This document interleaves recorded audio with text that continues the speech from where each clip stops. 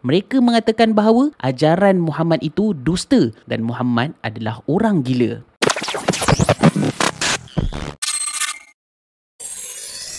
Assalamualaikum warahmatullahi taala wabarakatuh. Pada video yang lepas kita dah cerita tentang adakah Abu Talib sempat masuk Islam. Banyak perkara yang diceritakan dalam video itu. Bagi anda yang belum lihat video ini, boleh klik pada link video di atas. InsyaAllah pada video kali ini saya akan kongsikan bagaimana dakwah Nabi SAW setelah kematian Siti Khadijah dan Abu Talib. Jom kita ambil manfaat bersama-sama. Seperti yang telah kita ceritakan sebelum ini, Abu Talib dan Siti Khadijah adalah tulang belakang dalam perjuangan Nabi SAW. Jika kita lihat, Siti Khadijah sentiasa korbankan harta di dalam agama Islam, manakala Abu Talib pula merupakan pertahanan utama Nabi SAW dalam menghadapi tentangan kafir Quraisy. Namun begitu, setelah kematian kedua insan ini, Nabi SAW melihat kaum kafir Quraisy mula mengganas dan menjadi-jadi dalam buat penentangan kepada ajaran Islam. Bahkan mereka mula hilang sopan dan zalim kepada sekalian yang beragama Islam.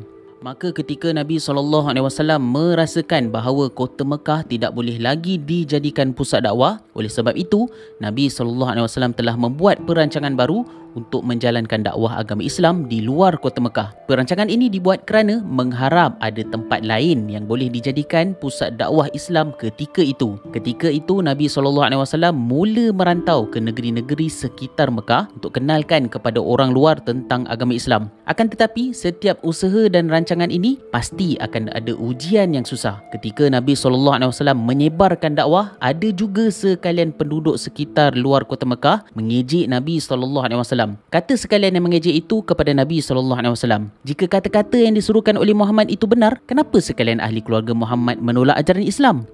Itulah persoalan berbaur ejekan kepada Nabi Muhammad SAW.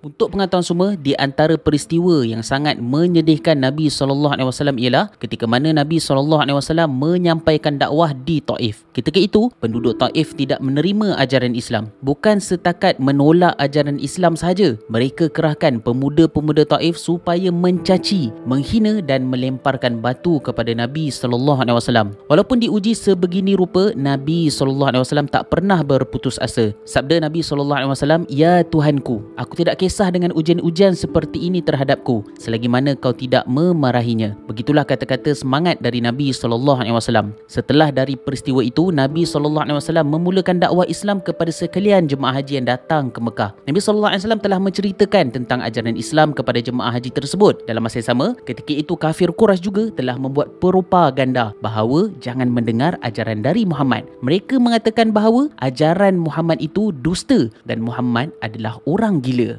Seperti biasa, sifat manusia memang akan sentiasa ingin tahu. Bila ada gosip baru, pasti ada yang akan mencari sebab dan kenapa ada sesuatu isu. Jadi, waktu itu jemaah haji tahu pasal ajaran Nabi SAW itu sesat. Maka, waktu itulah ramai pula jemaah haji yang datang sendiri bertemu Nabi SAW untuk melihat dan mendengar sendiri apa yang dikatakan oleh Nabi SAW.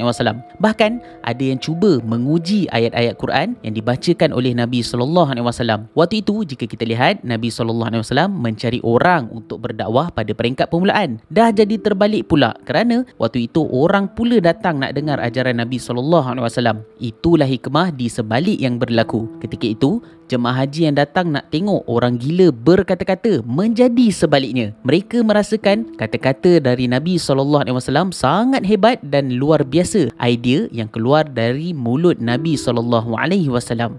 Apabila berjumpa Nabi SAW, mereka dapat mendengar Al-Quranul Karim, dapat mendengar seruan, buah fikiran, agama dan falsafah Nabi SAW. Maka mulalah bersemi perasaan cinta dan hormat kepada Nabi Muhammad SAW di dalam dada mereka. Dengan ini, seruan Nabi SAW meningkat ke fasa yang baru, iaitu fasa tersiar dan berkembang. Keindahan bahasa Al-Quranul Karim dan juga falsafah dakwah Muhammad SAW merupakan faktor-faktor penting yang menjadi daya tarik orang untuk memasuki agama Islam ketika itu.